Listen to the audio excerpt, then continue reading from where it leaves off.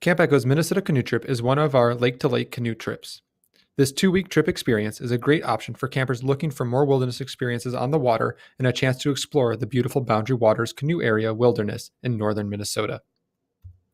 In this video, we'll provide a brief overview of the Minnesota canoe trip experience as part of the Camp Echo Adventure Trip program.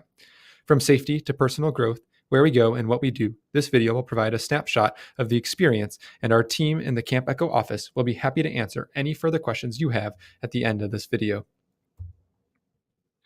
In the wilderness, keeping campers safe and ensuring that they are supported is a top priority. All of our adventure trips have at least 2 staff members.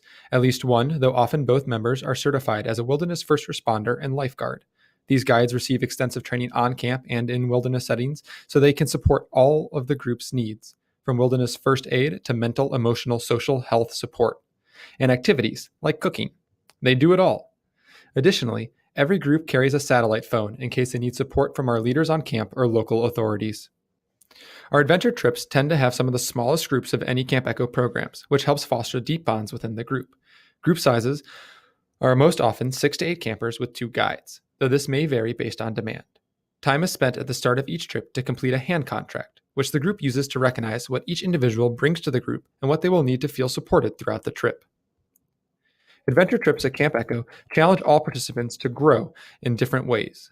The Minnesota canoe trip will focus on building on and strengthening a foundation of canoe skills as campers learn paddle strokes and how to portage canoes, carrying them on short hikes from lake to lake, as well as learning how to be a part of a team and experience group living. Minnesota canoe groups are mixed-gendered. Campers stay in camping tents of 2 to 3 pairs at night with those that identify as the same gender, rotating if necessary to share tents with various members of their group. While at the campgrounds in the Boundary Waters, participants will have access to pit toilets. However, primitive bathroom use, such as peeing in the woods or digging in a hole to poop, may also be required. Our guides will go over this process at length to help ensure the comfort of all participants. They will eat meals in the dining hall while on camp and meals prepared by their guides when on trail. The group will have morning meetings to establish the plan for the day and close each day with TAPS Talk to reflect and learn together. The group will arrive at Camp Echo on Sunday, just over 24 hours getting to know each other, their gear, their basic skills, and then they're off.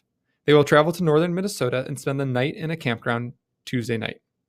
Wednesday morning, they will pick up their canoes from the outfitter and spend the next 8 days paddling and portaging through the Boundary Waters on the border of Minnesota and Canada, an environmentally protected watershed composed of over 1,000 lakes. The group will hone their canoeing skills and work together to portage or carry their canoes across small stretches of land that divide the various lakes. They will pull out of the water on the second Thursday of the session and then start their journey back to Evanston. This group will not be going back to camp or taking the buses back. This means participants will not be able to be picked up at camp. The group will head directly to the Y and will be there at 11 a.m. on that Friday. Participants should be prepared to paddle for several hours each day and prepared to carry gear during portages. Activity-specific exercises are not required, though they should be comfortable in an active environment for several hours. Camp Echo provides all group equipment, including tents, canoes, paddles, life jackets, food, stoves, and other cooking gear. Duluth packs and dry bags will be provided by camp, and if other additional personal gear is needed, it will be available for loan. Participants will have to carry their own equipment and a portion of the group's food and gear during portages. We can't wait to see you at Camp Echo this summer. If you have any questions about any of our trips or general registration, please give us a call at 847-475-7400, extension 261, or email echoinfo@mcgawymca.org.